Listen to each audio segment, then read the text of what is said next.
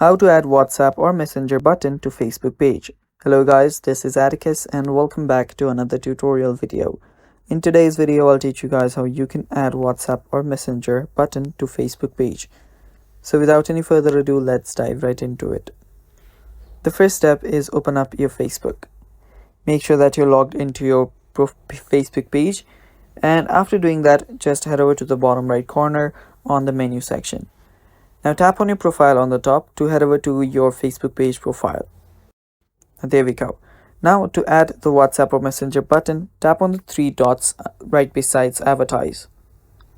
After you tap on it, you will see different options. Now under there, you will see add action button. Tap on add action button and tap on edit buttons. After you tap on edit buttons, you will see different options.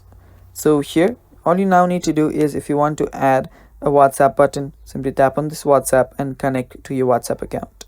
If you want to add a messenger, tap on this message button, tap on this check icon, and then tap on save.